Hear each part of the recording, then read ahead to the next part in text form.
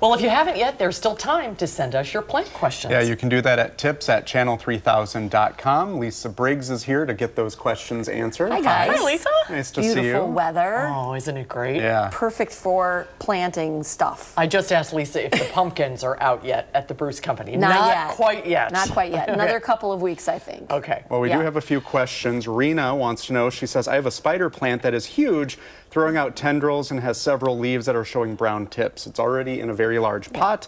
She doesn't want to replant it because she doesn't have the space for a bigger pot. Relatable. Wondering if she can cut it back and like an outdoor bush to get it under control again. So, Rena, certainly you can sort of cut back some of those plants if you think it's getting a little crowded. Sometimes brown tips on leaves for spider plants is an accumulation of salts. So if you have it in an old pot and you haven't repotted it in a while, that might be. So let your water settle out of the tap like overnight before you use it. The other thing would be is that it is not a good time to repot it, even if you wanted to or had the wherewithal. But next spring you can do that and split it apart and put it in smaller pots, which would sort of solve your problem. Okay. But you're going to want to wait to do that until the spring. Okay.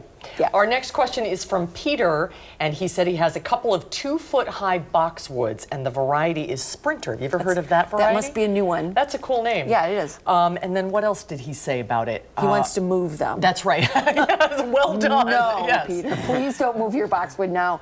The window to move evergreens is really end of July into early August, since evergreens don't go completely dormant in the winter, and if they're not establishing properly, then that leaf surface, especially on broadleaf evergreens like boxwood, is really susceptible to any dry winter weather and also drying winds. So wait until the spring. Once the ground starts to thaw, you can get your shovel in it and it's not super wet.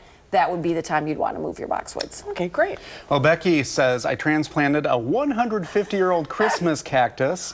That's an old one. Yikes. That she got for her mom 3 years ago, and it's steadily been dropping leaves. Not really sure why that is. Okay. She says that she waters it once it gets dry and has been putting it close to the sun so it's getting equal day and equal night. It hasn't bloomed in at least 3 years. She's wondering if she's killing it. Can you help her out? Okay, so let's start first with the equal day, equal night situation. To get Christmas cactus to bloom, they can withstand some chillier temperatures, so put it outside. And it can stay outside till the nights are, in the lower 40s. It'll be fine.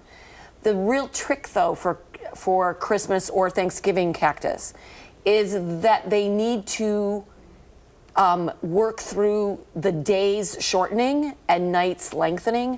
So when it's in the house, and this is true for everybody who's got them out there, put it in a room that you don't use at night, like an extra bedroom, something that has sun in the daytime, of course, but something that is dark at night, because that's what's going to trigger flower bud production.